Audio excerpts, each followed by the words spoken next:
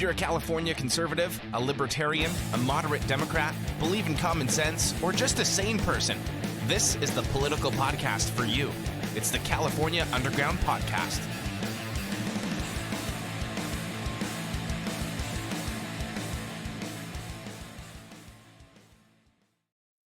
What's going on, everybody? Thanks for tuning in to another episode of the California Underground Podcast. I am your host, Phil, and as always, with me, my trusty co-host, the best and fastest researcher in the West, Camille. How are you doing today? Good. I'm good. How are you? Good. Still reeling from a crazy week last week with the assassination attempt and the RNC and Trump naming JD Vance and our episode last week, which was great to have Zach on and get his opinions. There's a lot to cover. But it's always nice to take a little break from the California politics when there's a big story like that, because I feel like we always, you can't not talk about a story like that. But now, today's episode, we're going hard back into California politics with two different bill issues that we want to talk about. So, yeah. I know. I feel like last week there was the news was just constant, and I literally needed a break. I feel like there's been a little bit of a break. Yeah, it feels like it's since Thursday. Yeah, go ahead. Well, sorry, I read Cal Matters and California Globe every day, but I actually took a break. I'm like, okay, there's so much national news going on, and I can't absorb it all, and so I literally took a break from reading all that every day, which I want to be informed, but it was just nice to kind of okay, just take a step back. But now we're back to California. So now we're back to California stuff. Now we're back to California. Well, I mean, there was a lot last week. I mean, starting on Saturday with the assassination attempt, and then there was the RNC, and then they named JD Vance as VP, and then mixed in amongst all that is these rumors swirling around that Biden's going to announce, the following weekend.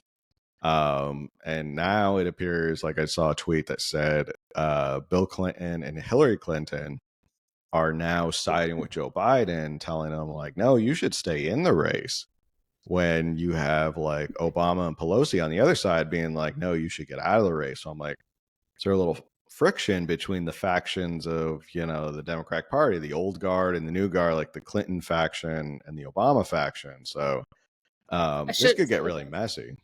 I'm going to make this terrible joke anyway. The Clintons are just trying to set themselves up to look innocent when Joe Biden dies. When he dies? Joe Biden did not kill himself. But when he suddenly... Yeah, so the Clintons are involved, and when suddenly Joe Biden passes away, they're going to be no, we supported him. See, we wanted him in. We weren't involved in this. We were all in favor of old Joe running again. We had no ill intentions. Joe, don't come after me. Yeah, don't shut down our podcast. So I think it would be interesting if they end up having a brokered convention. I've never seen a brokered convention in my lifetime. I don't think many people There's a lot of things we've never seen in our lifetimes that now we're all living through these historic. A global pandemic. Never thought I'd see that. An assassination attempt on a president. Never thought I'd see that. Maybe a brokered convention is the next thing. I don't know when the last brokered convention is. But when it rains, it pours. But anyway, that's not what we're talking about tonight. We're talking about California politics. Probably the most controversial thing that we want to start off talking about is Gavin Newsom signed AB 1955. And if you don't know what AB 1955 is, it was a bill by Assemblyman Chris Ward, and the bill prohibits schools from notifying parents if their child is, quote, gender confused or transitioning to the opposite sex. Horrifyingly, the bill's title is Support Academic Futures and Educators for Today's Youth Act. That is from California Globe. Who's Chris Ward? Chris Ward is from San Diego, actually. He was, I think he was my assemblyman in the district I used to live in, but now I don't think he is anymore. Okay, that was so funny. When we were chatting, I meant to ask you that, right before we hopped on. With your move, I didn't know if you had switched districts of anything. I think so. Yeah, I think we probably switched districts. I haven't double checked on that yet. Uh, Um, but I don't think he's my assembly member anymore. And so, yeah, it is his bill. I know I've seen a lot of people say that Scott Wiener authored this bill. He did not. It was Chris Ward's bill. I'm trying to see if did he co-author it is the question. I mean, I of don't course know. he supported it. I mean, of course he supported it. I mean, there's no question he would absolutely support it. Uh, but yeah, he was the one who put this forth. Now, if you don't know like why this is a big deal, we kind of got to go back. We've had a couple people on who have talked about what has been going on in schools regarding this parental rights notification. We had Sonia Shaw on, who was she was Chino Cheeto Valley School Board. Chino Valley School Board, and Sonia explained really kind of what happened was schools were being they were implementing these policies, and correct me if I'm wrong, you can jump in here. So basically there was this issue of like they were not telling parents if children were identifying as like transgender or they were transitioning. And then districts like Chino Valley came out with ordinances voted on by their school board that said, no, if you are aware of something, you have to notify the parents and let them know what's going on. And that caused like a big uproar with those in Sacramento. Tony Thurman came down. He is the head of education here in California. Rob Bonta got involved. Gavin Newsom got involved, and it became a whole thing of like they were just they couldn't stand for the fact that they were allowing this ordinance. You think like a little school district should not draw the ire of such big state officials, but it did. So they came down, they sued Chino Valley. It's become a whole thing. Other schools start to jump in and do the same thing where they were doing parental right notifications.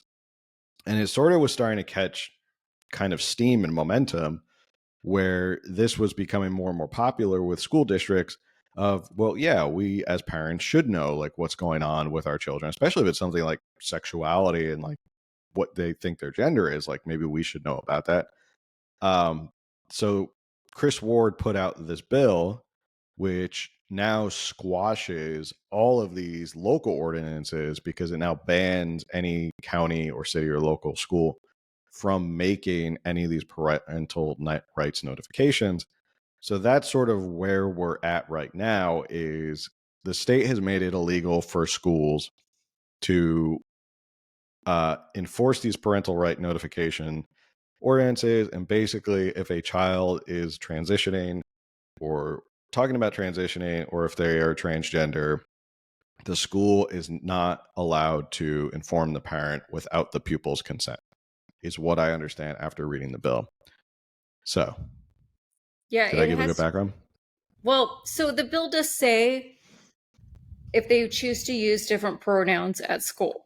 So the child may not be physically transitioning, but maybe playing with the idea of like, I'm Camille and now I'm feeling like maybe I'm, Connor.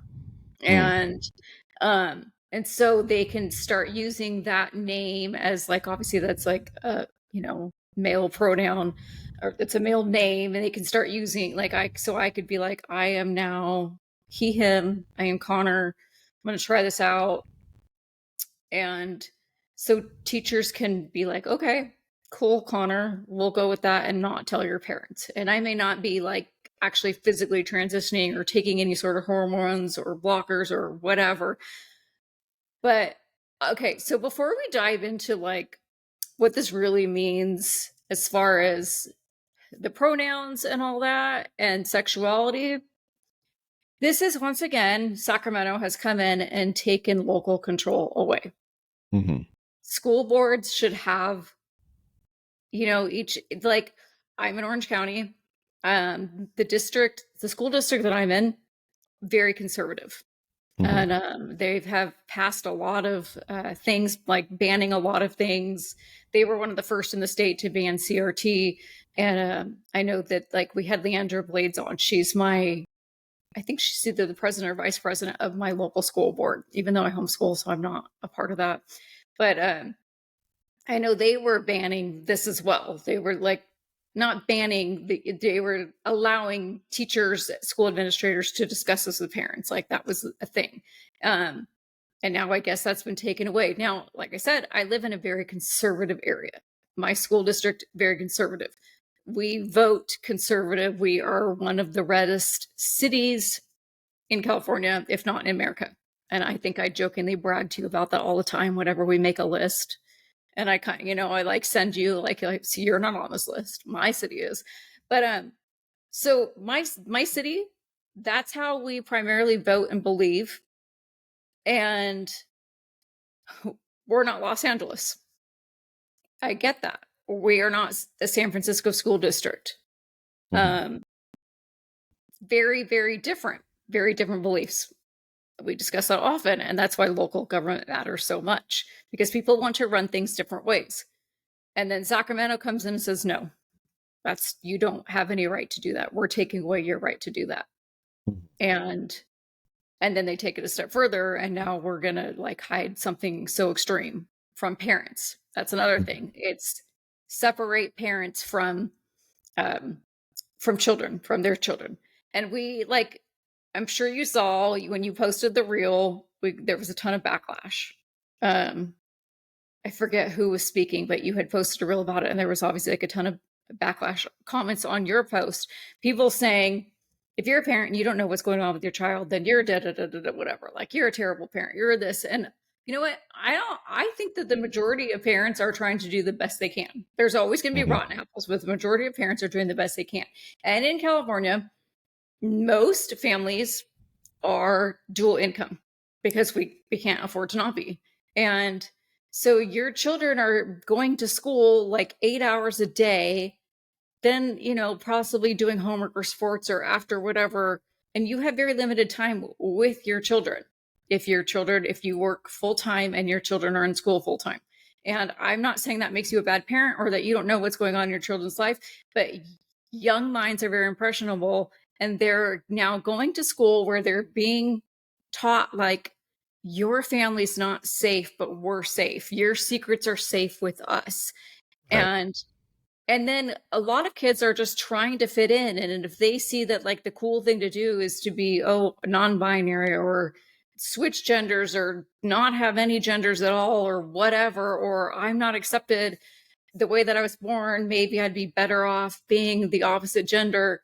You're going to have your kids peer pressured into these things. And I know like personally of situations like this of friends' kids who at 12, 13 years old were like, I think, I'm a girl, but I think I'm a boy. And it's like, well, why do you think this way? And kind of walk it through. And then all of a sudden on their own, they start to realize, wait a second, I'm not a boy. I am a girl. And I thought I was a boy because of X, Y, and Z.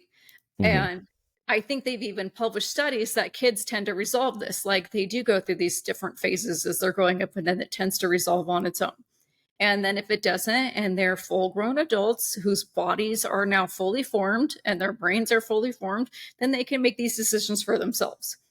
It shouldn't be anything that's hidden from parents. Someone also brought up on like gender conversion therapy, like that was outlawed over a decade ago in California. So that bring it that point. Anyway, I have now rambled on long enough. You go. Yeah, I will talk. I'll touch on a couple of things you brought up. We've always talked about it here, and we always say local elections matter. And I feel like everyone, I think on Sonia Shaw's episode when she came on, we've talked about this before, where this does come down to the crux of whether or not Democrats like Gavin Newsom actually do believe in quote unquote democracy. But they believe in democracy as long as they agree with it. And California has 58 counties. It is an enormous state. It is very diverse from San Diego all the way up to, the last county up on the border of Oregon. And I apologize, I don't know what that is. Because honestly, it's such a big state that anything north of Sacramento to me is just like the absolute wilderness. I don't know what's up there. The wilderness is up there. Remember, we had the guy at the convention, and I forget who it was, but like he was very much wanting to conserve the wilderness. Yeah, he's a perfect example. He's like really up there, like almost at the border of Oregon, and he's like, it's beautiful up there. We want to preserve the fishing and the wildlife, and we're like, and you're a Republican. He's like, yes, and it's like, okay, there you go. But right, there's 58 counties. Everyone is completely different. LA is different than Orange County, San Diego County, Inyo County. Like, there's different counties all over Riverside. I mean, I'm trying. There's so many counties. I named 5, and there's 58 of them. And the fact that Sacramento thinks they can create a blanket rule for everybody and take away all local power defeats really the purpose of why we're set up the way we're supposed to be set up, which is if you're set up as a republic where it's local governments and counties and city councils and school boards, those should be the people who have the most impact on your day-to-day lives. And I've always been a fan of localization and the fact that power should be dispersed as close to the people as possible. And I think that's what the founding fathers wanted when they kind of created the system we have. It should be as local as possible politics, meaning everything that affects your daily life really comes down to who you vote for mayor, who you vote for city council, county supervisors, your school board. That's really because those people are closest to you in your everyday life. They live in your community. They know what's going on. Maybe they grew up in your community. They're intimately familiar with what's going on. And that really, I think, is the best way for local representative government is it has to be local. And then when Sacramento, who is hundreds of miles away from Chino Valley, goes, no, we don't agree with what you guys are doing, even though it's a school board that you've duly elected. There's no issue about how they were elected or anything like that. Even though your voice was, we want these people on our school board and we support what they're going to do.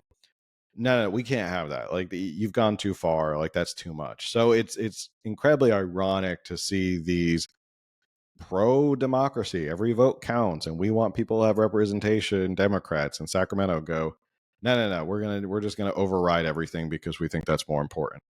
And I think it should just be left up to the localities. If the localities, like your area is very conservative, if that is something people in that area want, they should be allowed to have it. They should be allowed to vote on it and support the people that they do have it.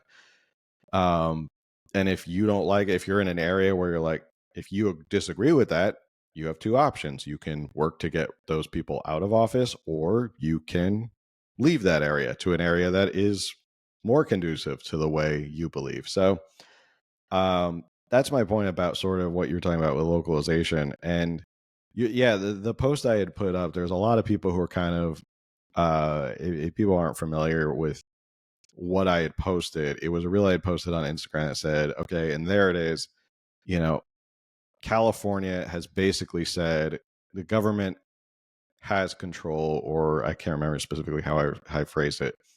Government should have control or involvement in your kids' lives.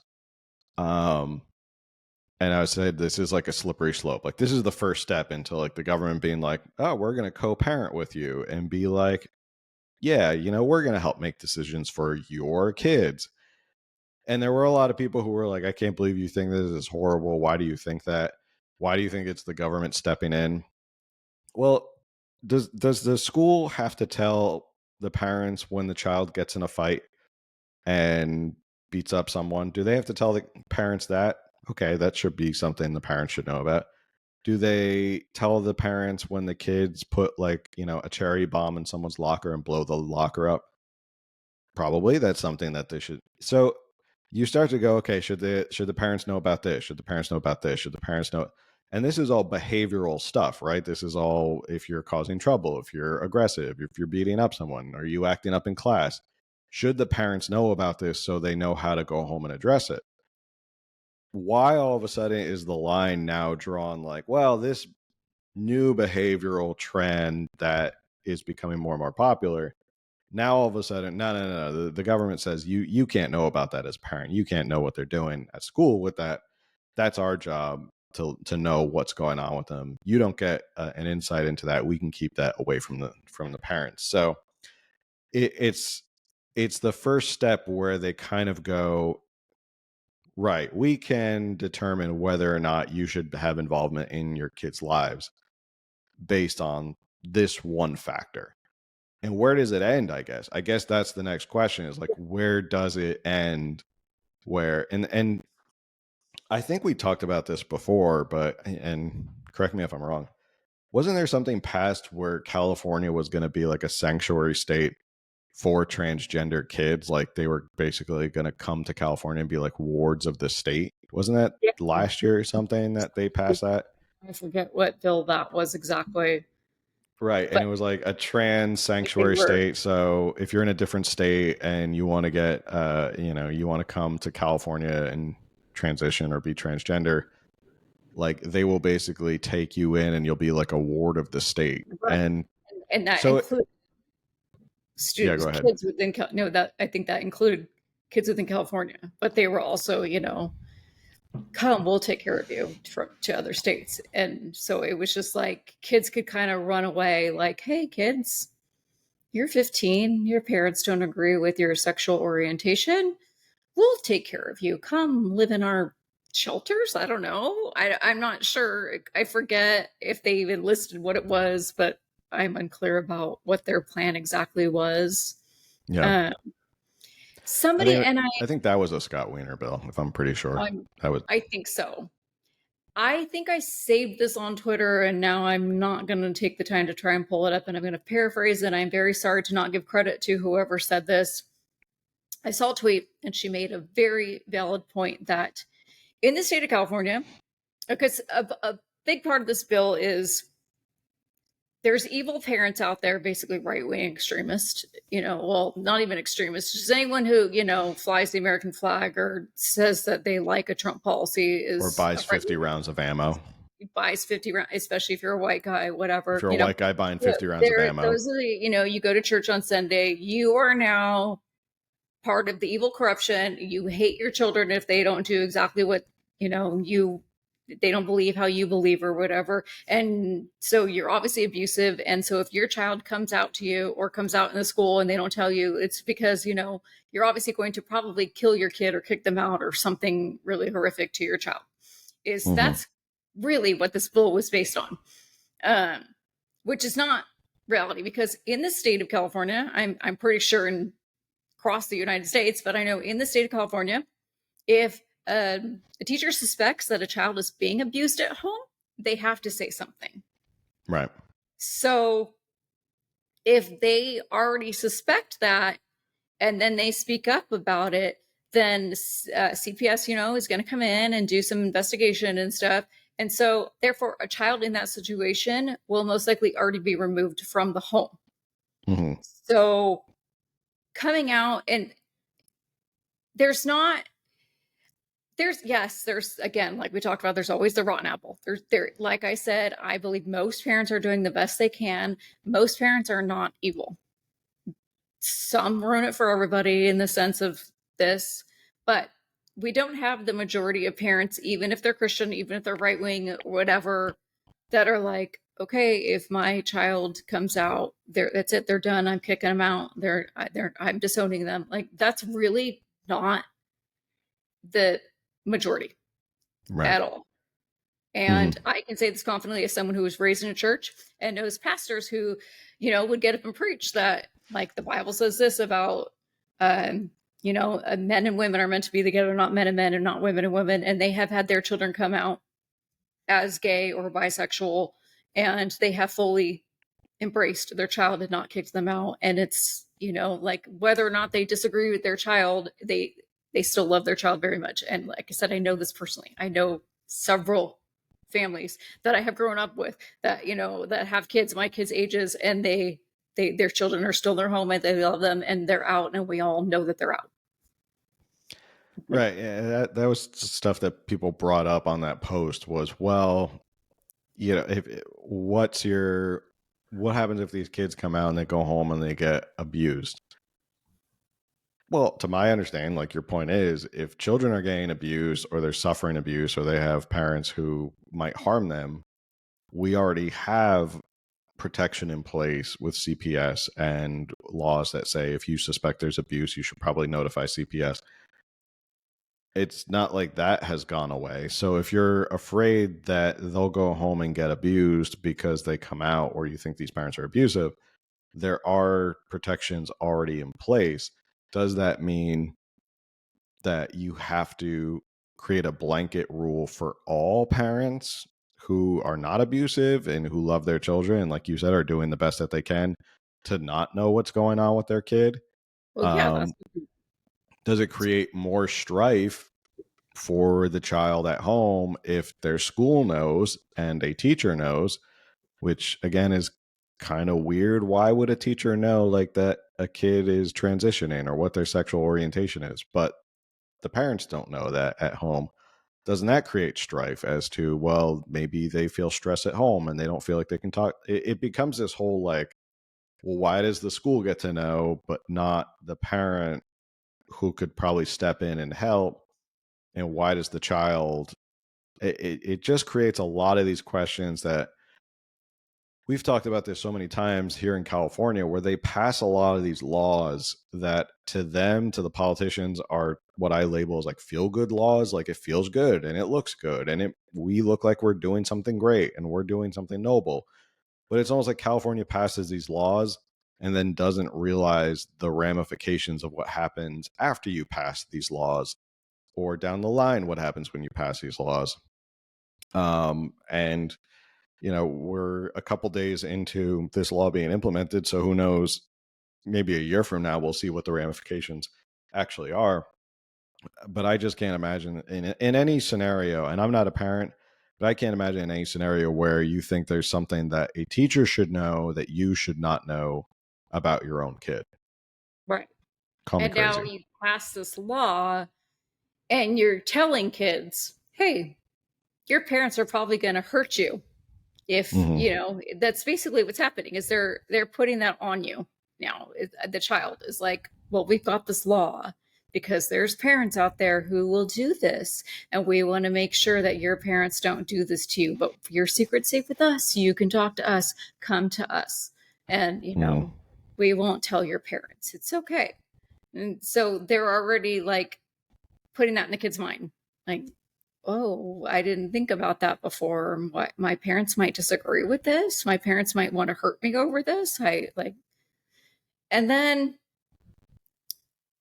okay, the bill text, hold on, let me pull it up, because it says something in here about like they can't reveal anything that has to do with their gender expression, anything relating to their sexual orientation. I don't want to misquote this bill, but it does say that somewhere in there. And so now let's say it's not your kid, it's someone else's kid. So now, okay, I have 3 daughters. Then they're almost 13, 15, and 16. So I have teenagers here. Let's say one of my daughters, any of it, middle school through high school, whatever. And boys, high school, let's do it with high school. Boys are getting bigger. And then one decides that he now identifies as a female and he wants to use the girls' restrooms. He wants to play on the girls' sports. The school is not allowed to share this information. And so now I've got 15 and 16-year-old girls in high school going to their restroom, their gym, and there's a biological male in there. And now, sure, they could come to me and say something, but then what?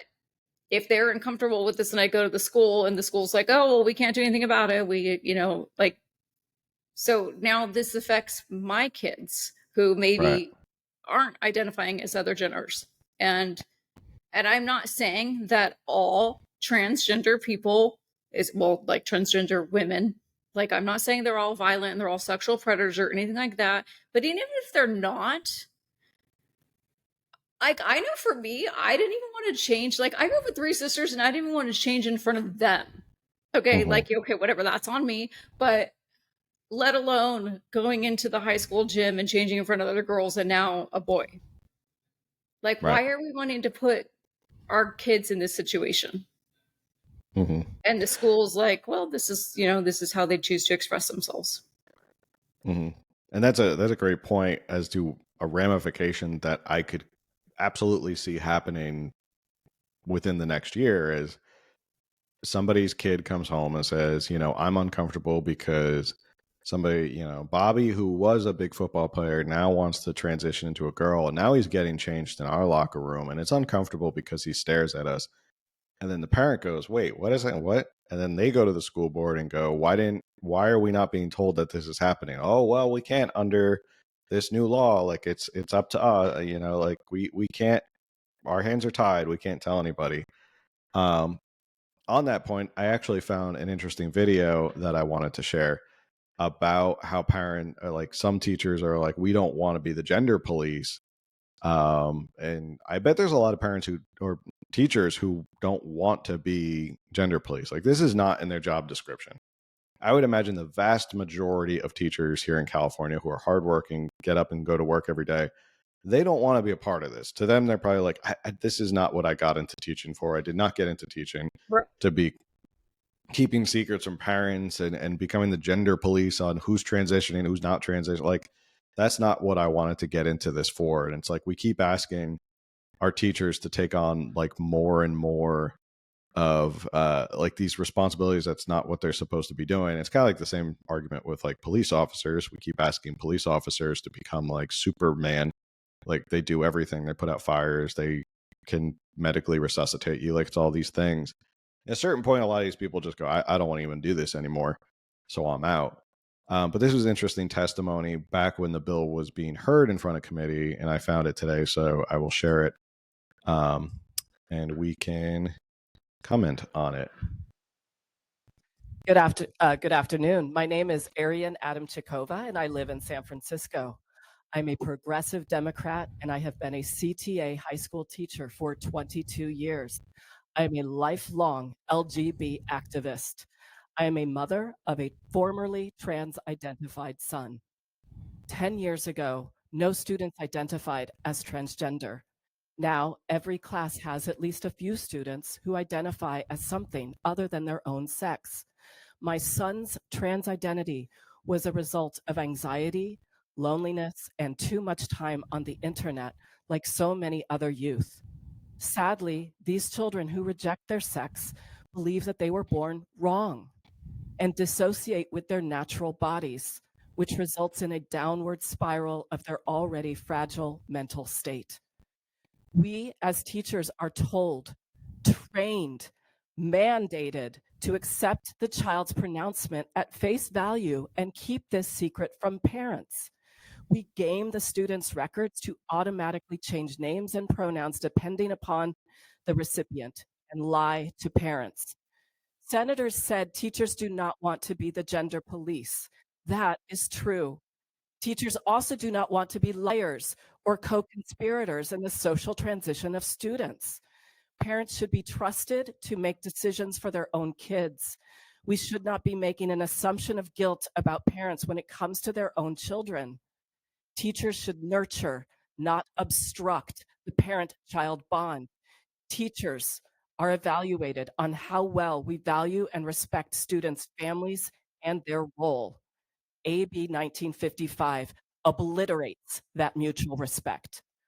The Senate was filled with coming out stories, and the bill's author erroneously equates coming out as gay to the adoption of a transgender identity.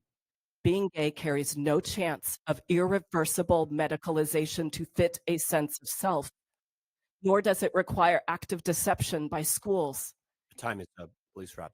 In children, trans ideation is almost always accompanied by other serious mental health issues.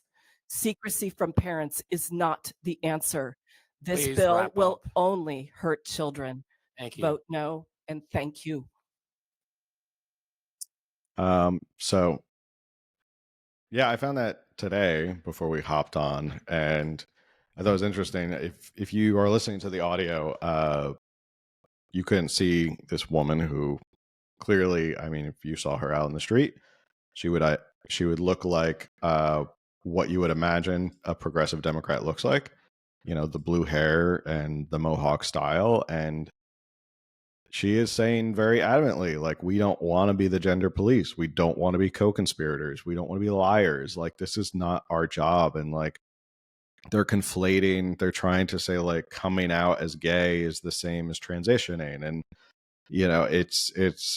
it's creating this sort of murky issue for teachers who now have to deal with this and be these like she said, co-conspirators, which is a good way to put it. They are involuntary co-conspirators who now have to keep secrets on behalf of these children from parents.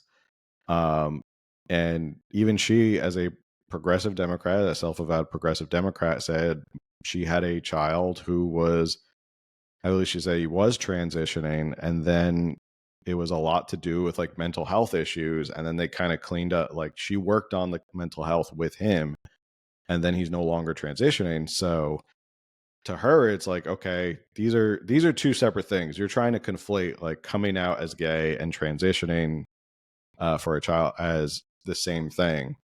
But that was testimony in front of the assembly regarding this bill. I don't know who that was who kept telling her to like stop talking, but you could clearly see he didn't want to hear any more of what her testimony was.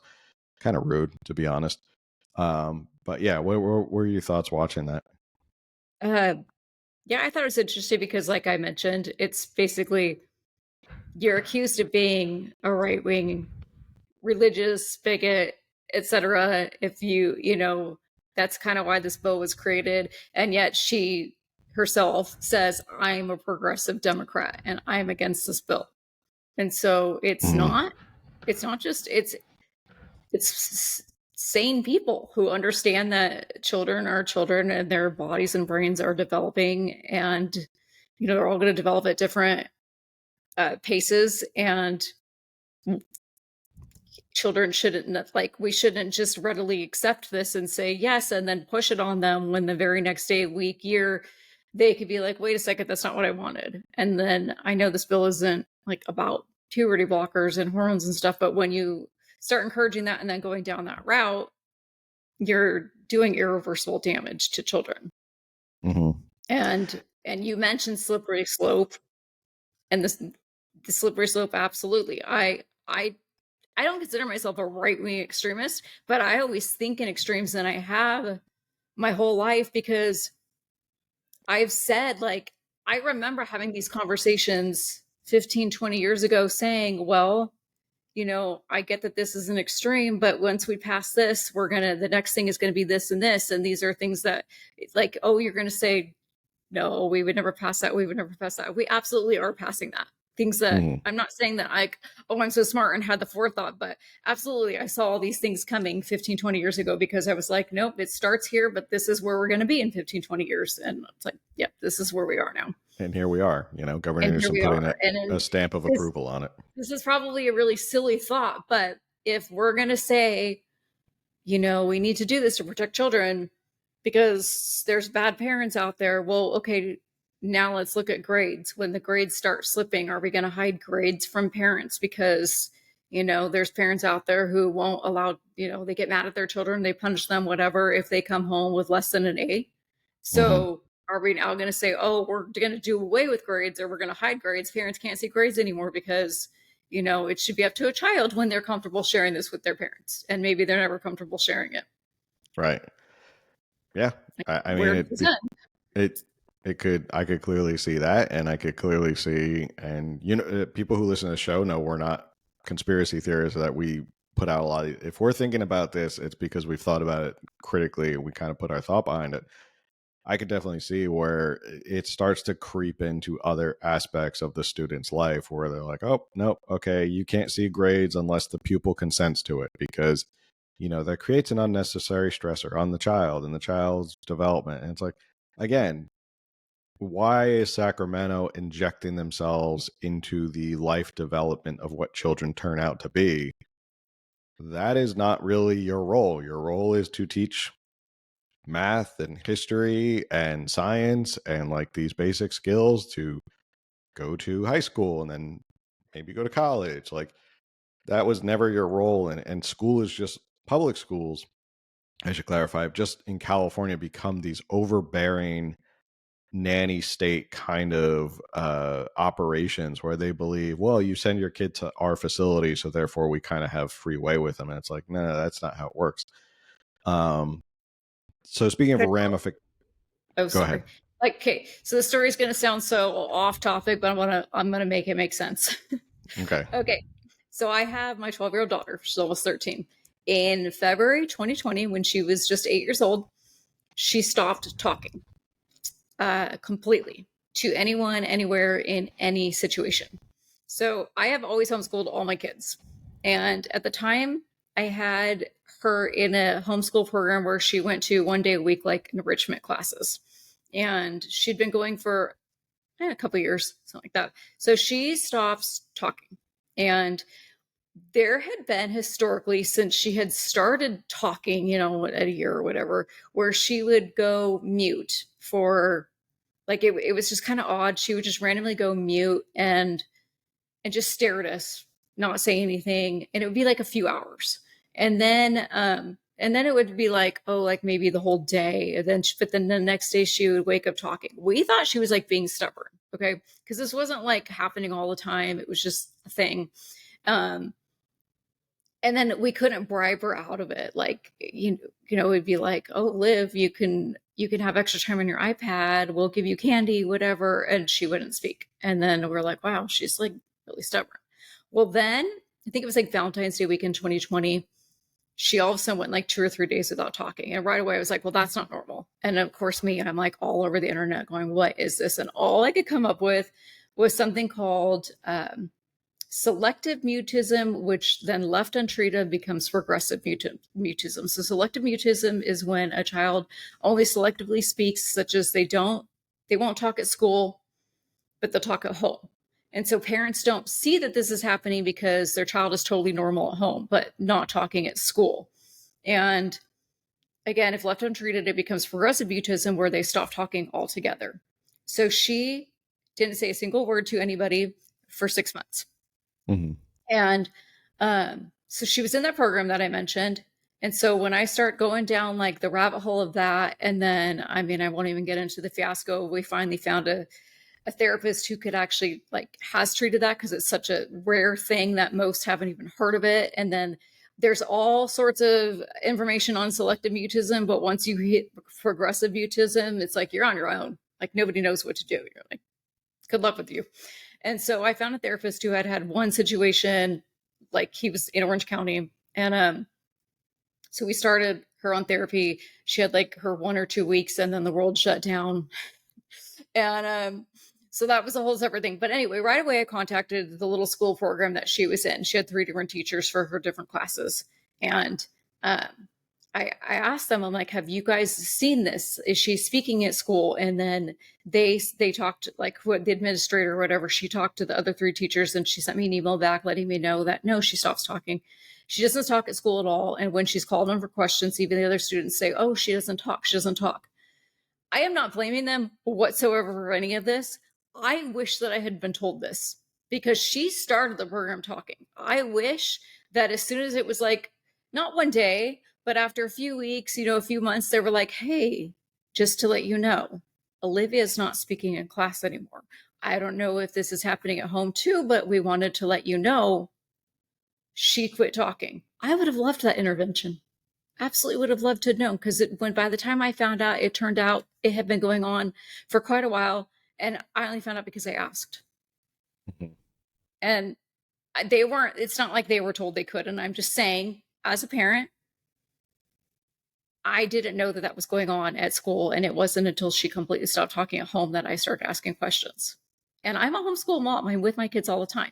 And I even say, because I've been a stay-at-home mom and a homeschool mom since the beginning, I don't have, like all moms have mom guilt. I don't have any mom guilt over I missed something.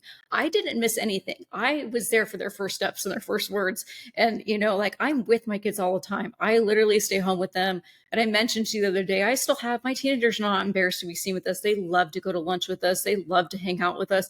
They love to hang out with my parents. Like, I'm a very hands-on parent, and this isn't like, yay, me. I'm saying we're like a close family.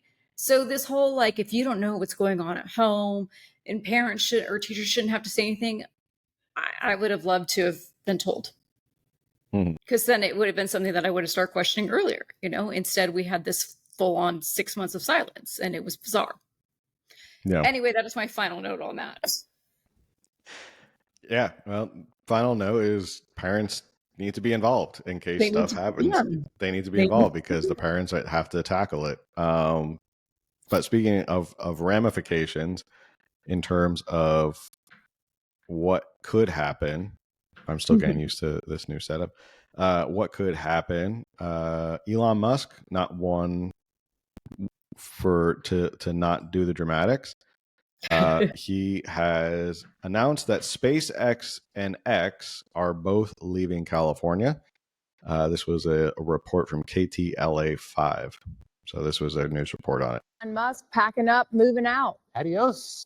Well, none of this should be a big surprise to anybody who's either been following the news or listening to us, because we've been about this for a while now. But Elon Musk, just minutes ago, tweeting out that he is going to move both SpaceX and Twitter, aka X, to Texas from California. SpaceX is currently headquartered right here in Hawthorne. You're looking at it right there. Now, they've already got a lot of operations in Texas, but the headquarters is here. Twitter's headquarters is up in San Francisco. Now, Musk says that he is making this move because of Governor Gavin Newsom signing a new law that bars school districts from requiring that parent notified of a child's gender identification change. So the law here in California is now a school can't rat out a kid if he or she has decided to identify differently on the gender front. Musk has a transgender daughter himself from whom he is reportedly estranged.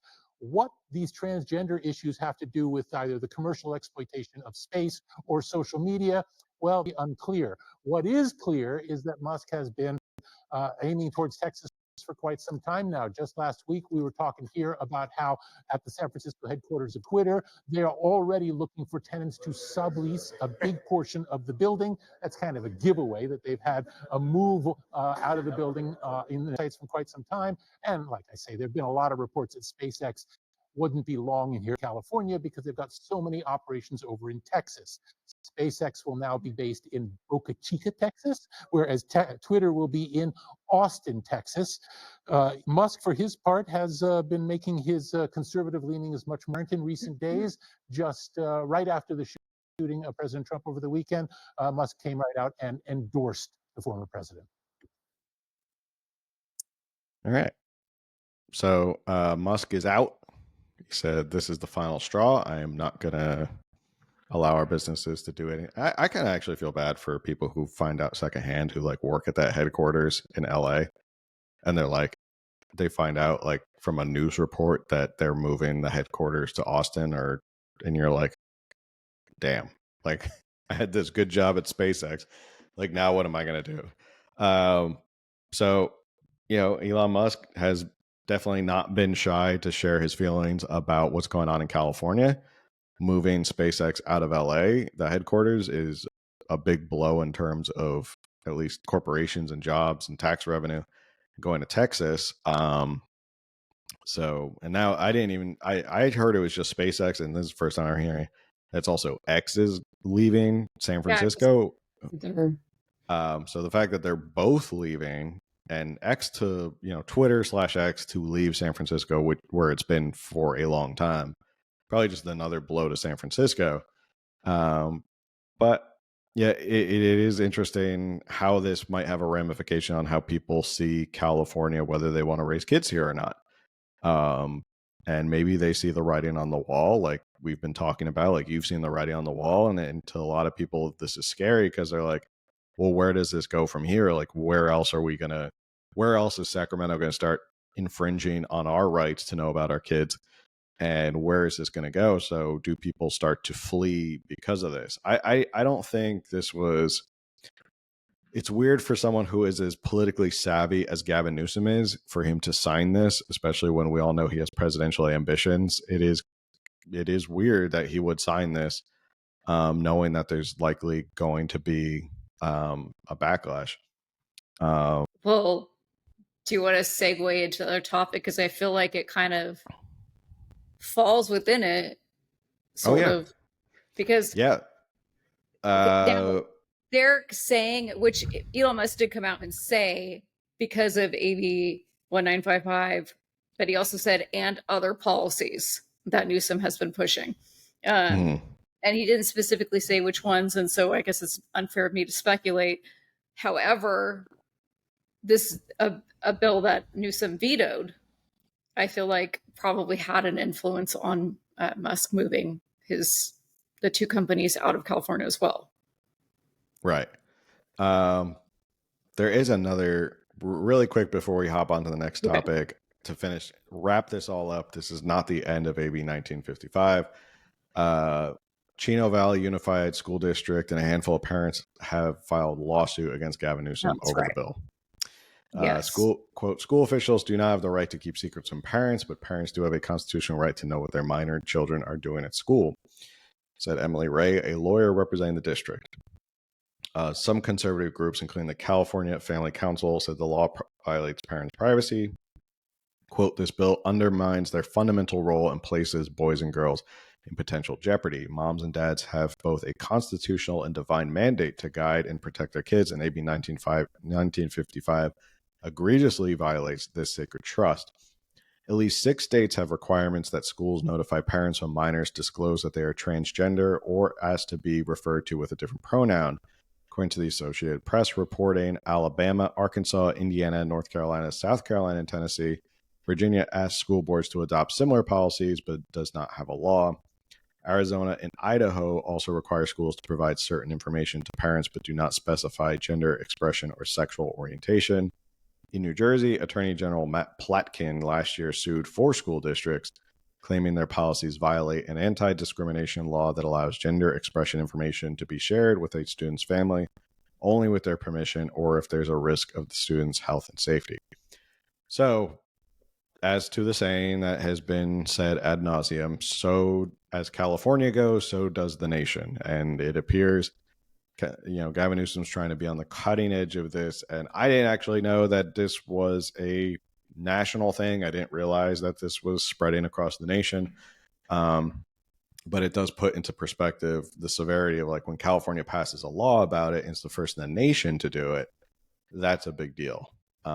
But in a smooth way to transition, since Gavin Newsom obviously does not approve of transparency with your children in relation to public schools, he also doesn't approve of transparency when it comes to spending on homelessness.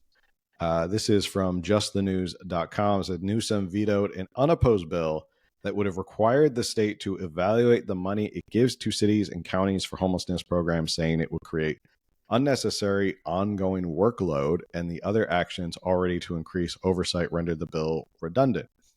Earlier this year, a state audit found the state was not adequately tracking the outcomes for much of its recent $24 billion in homelessness spending. I saw someone make a comment about this, that they are now going to use unnecessary ongoing workload as an excuse for not doing anything, or why they don't want to tell people. Like, I'm not going to tell you because it's an unnecessary ongoing workload if I have to tell you everything that I'm doing.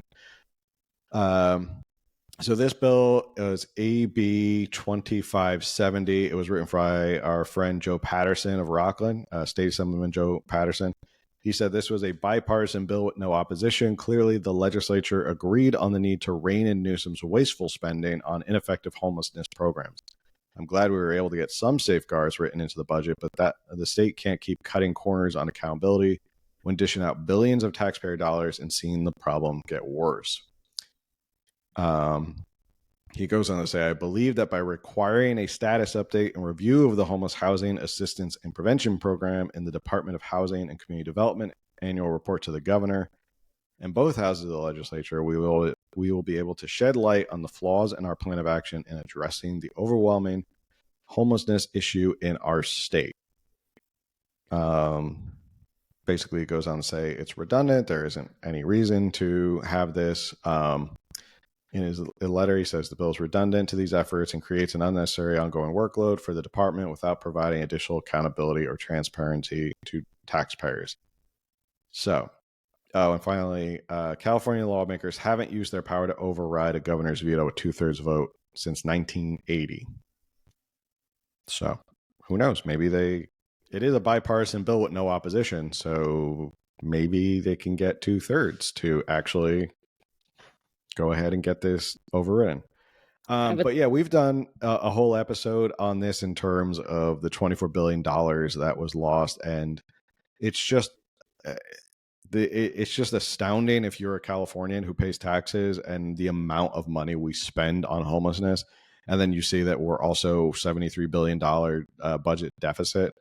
And then he goes, well, we don't need to be accountable to the money that we're spending. Like, that's ridiculous. That's an ongoing workload. What is it?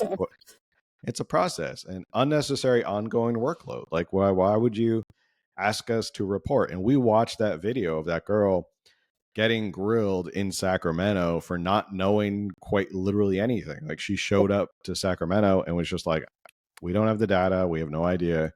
And he's like, 2021, 2022, like, you guys don't have any data on like any of that? Nope. Don't know. We don't know. We don't know where the money's going. We don't know if any of these programs are doing what they're supposed to do. We're just like, we're taking the money and it's going somewhere. So interesting move by Gavin Newsom. Obviously it doesn't help for someone who is like making the argument that we needed Prop 1 because we needed more accountability and Sacramento needed more control over it. And then the legislature goes, okay, well, send us a report of what you're spending on. And then he goes, whoa. Hold on. You want me to tell you where the money's going? That sounds like a lot of work. I don't think we should do that. I'm going to veto this bill. It does kind of go against, he's having contradicting statements of, well, we need more transparency and accountability, which I'm going to get tough on with Prop 1. And then he goes, nah, we don't need more transparency and accountability. So what are your thoughts? Like hiding things, nobody needs to know anything is his MO apparently. Okay, we're in a relationship with the government, whether we want to be or not. Like the people, the government, right? There's like a relationship there. Can you imagine a business and their accountant's like, oh, I don't know where the money went. Why are you asking me? Mm-hmm. What do you mean you want to know about the finances in 2020 and 2020? Like, why would I know that? Okay, now you're married. I'm married. You guys probably have a savings account, a checking account. Can you imagine if you had money? Like, I know you guys would like to buy a home. Can you imagine if you have like your savings account and you guys are saving towards a home, and then one day you happen to check the savings account and all the money's gone, and you ask your wife about it and she's like, I don't know what I spent it on. I don't know what I did. I don't know. To ask me to provide you with what I did, it would be an unnecessary ongoing workload. Like, I know you contributed to that with your paycheck and I contributed to that with my paycheck, but why do you need to know what I did with it? Yeah. I don't know. No, like, that's redundant. Don't ask me funny to. Enough, that actually happened to share a personal story. That actually happened to me and my wife really early on in our marriage. We both like one day had a realization that like we were like, well, who's like watching what's going on with our money? And we kind of looked at each other. I was like, well, I thought you were watching what's going on with it. No, I thought you were watching what's going on with our money. And like it just occurred like neither of us knew what was going on with our money, and we just assumed like the other person was, which obviously if no one's paying attention to the money, that could be kind of scary as to like what happens.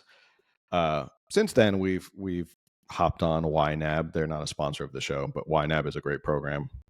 We've been YNAB crazy ever since, and we track every single dollar. And let me tell you, great marriage advice for anybody newlyweds out there. Get the finances stuff like figured out, and like, whether you want to have one person just do it. Like, I read that it's better just to have one person just do it, take care of it, because like that way it doesn't create friction, but just get that taken care of. Like they always say, the number one reason people get divorced is because of money. And when everyone's on the same page regarding money, that always makes it a lot better. Little life lesson here on the California Underground podcast. Anyway, so we're now giving marriage advice. We're now giving marriage advice. Well, you know, I had about 2 or 3 people ask me on Instagram marriage advice, and there's so many people asking There's me all about these messages. all these people asking me about it, so I figured I'm going to share it with you. Like, you have a big following. You must know marriage. So, you know, they won't even Three, leave you alone. they just won't stop pestering me. At first, it was 1 message, then it was 2 messages, and then I got 3, and I said they You won't stop mentioned you were pestering. married, and they were like, "Oh, you're an influencer. You're an expert on marriage." Yeah, let me ask you and have you share. By the way, do you have any links I could use to buy stuff from you? People watching this might be confused. We're just making fun of influencers We're who just making fun of like. influencers. I've received so many messages asking me about my skincare, my teapot, my dog, My shirt that I made. Not look. Magically, we.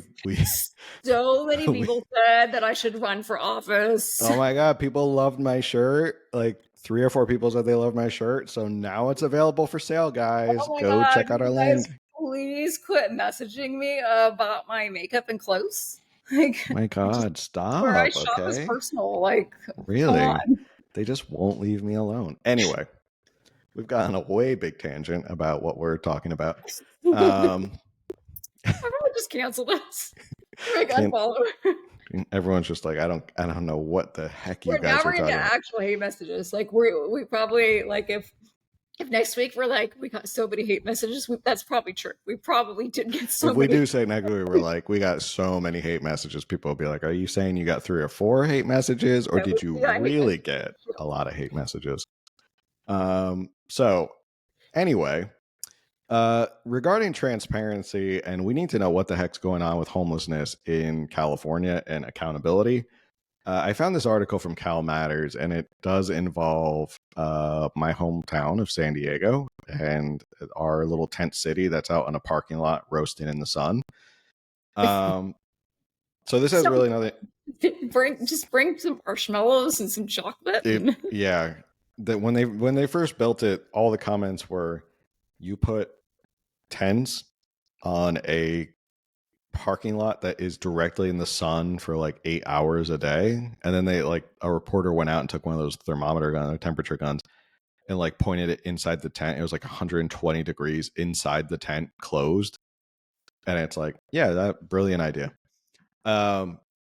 So regarding transparency and accountability, they had passed this law regarding safety and sort of the safety and the adequacy of homeless shelters in California. And turns out, this is from Cal Matters, and the title is "California Passed a Law to Fix Unsafe Homeless Shelters. Cities and counties are ignoring it."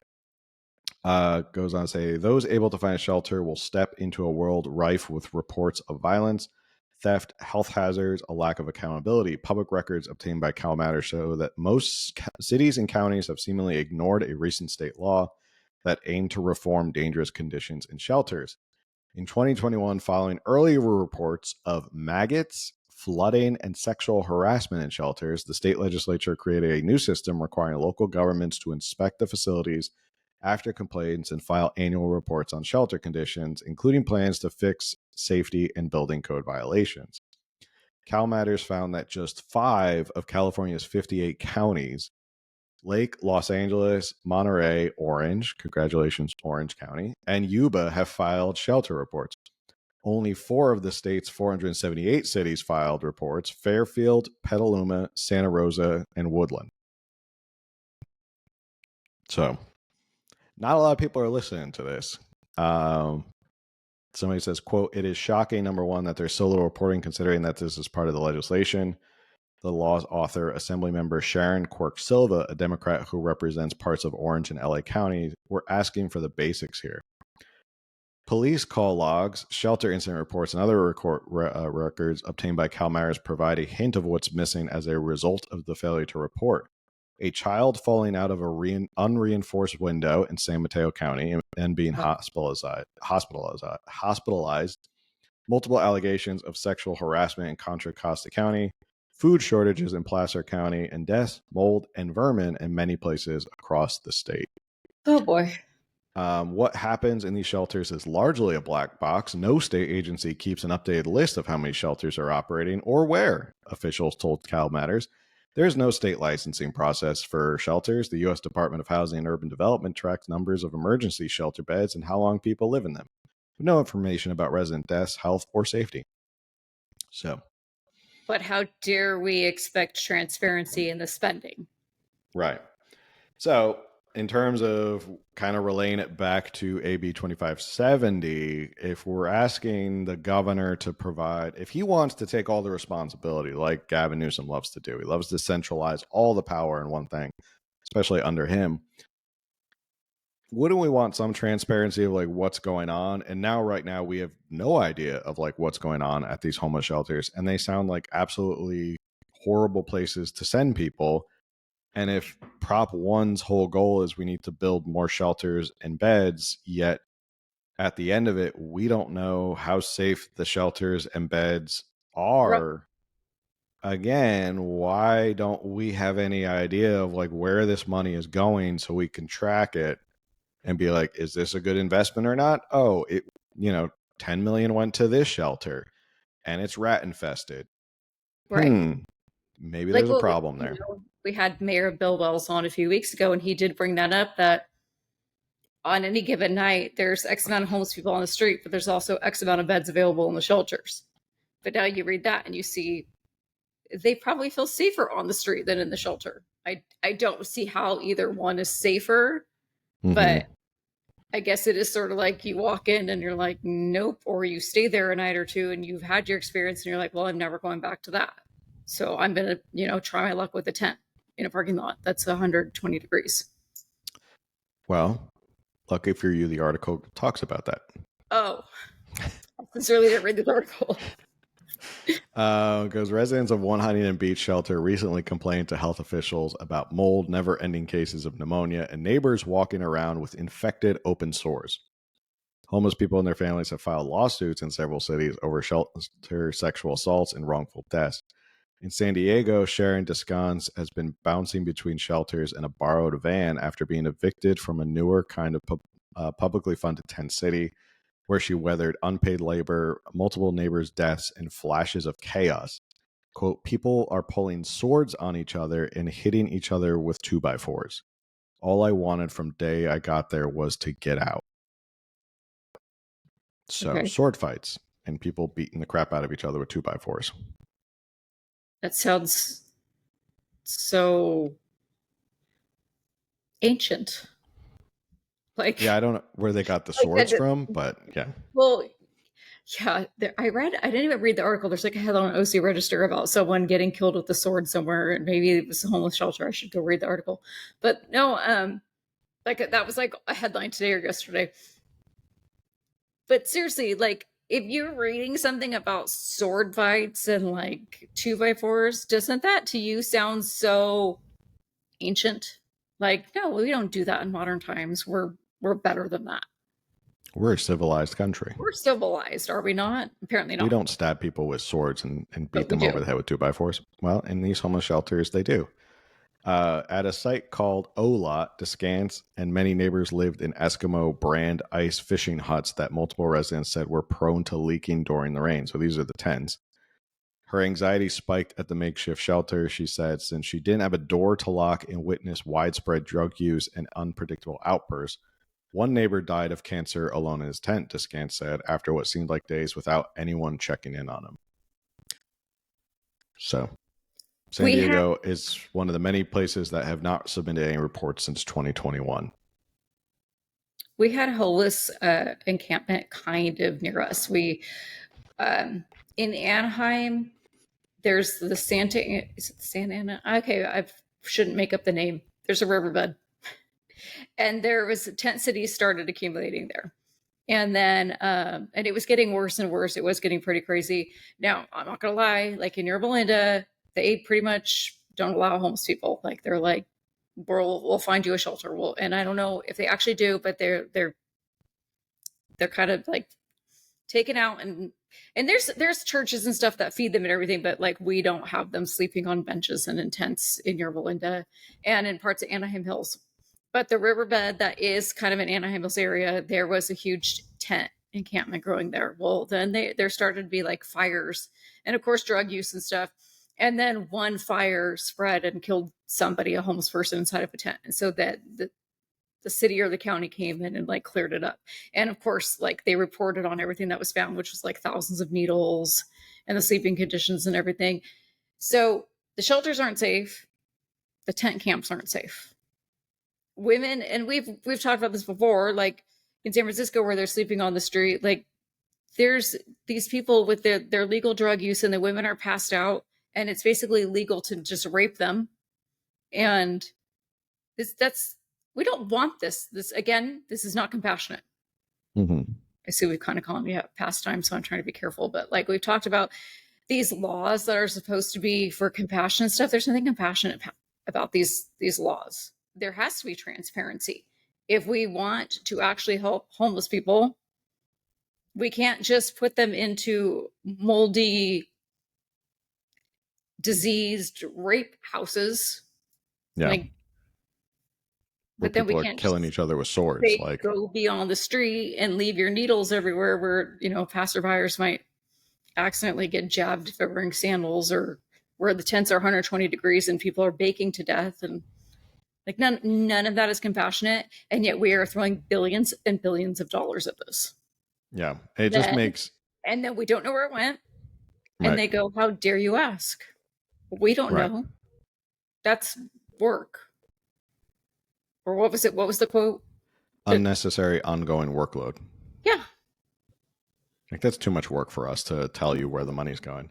So I think you perfectly summed it up. Like you have Democrats who pushed and pushed and pushed and finally got their way with Prop 1, especially Gavin Newsom. They wanted, billions more dollars after we've already spent $24 billion that we have no idea. And we still don't. Like, we've done that episode how long ago? Are we just, I guess we're just fine with it. I guess we're just fine with that $24 billion is gone because there hasn't been any news on like where it went. Like we haven't gotten any update or report. So I guess we all just wash our hands of like where $24 billion went and nobody went. Yep. Like, and the same thing will probably happen with the money for Prop 1 with this bond is, taxpayers will be on the hook to pay back that bond for $10 billion by the time it's all said and done with interest and inflation.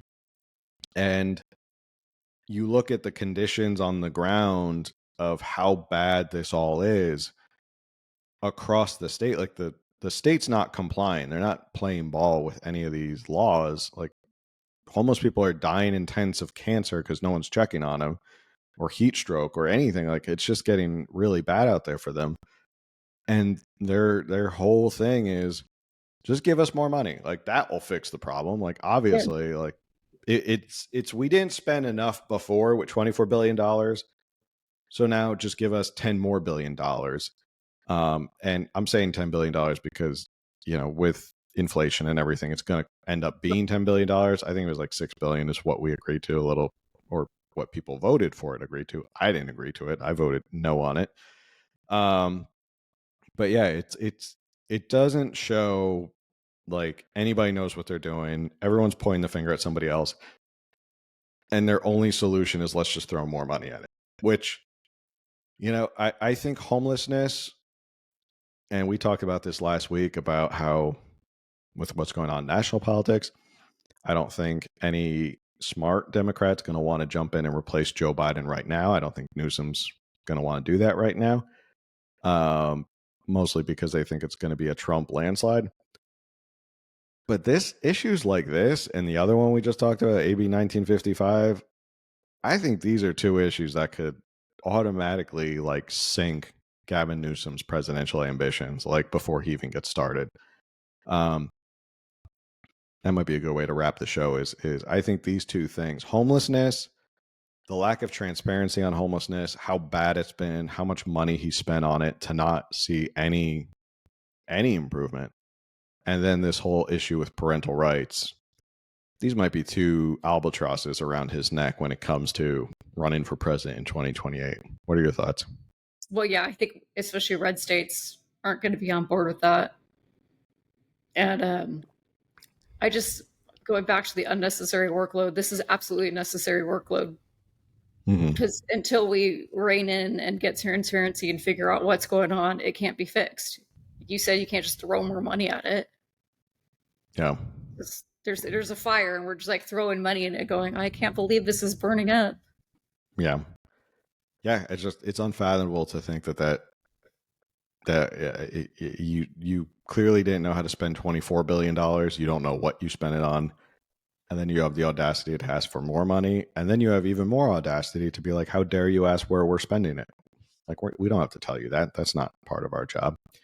So, something else we want to keep you abreast of is going on. Gavin Newsom doesn't want you to know where the homeless spending's going.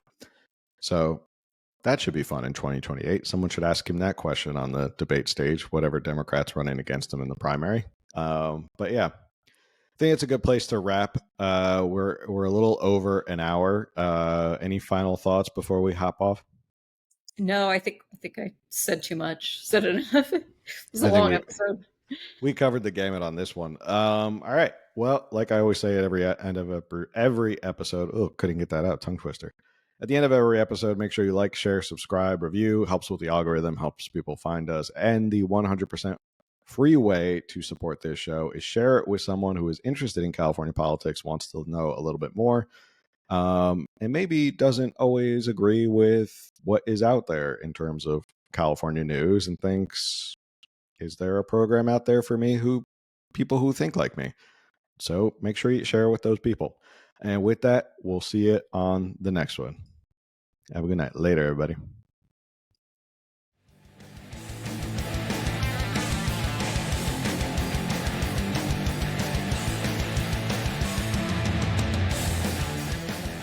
Thank you for listening to another episode of California Underground. If you like what you heard, remember to subscribe, like, and review it, and follow California Underground on social media for updates as to when new episodes are available.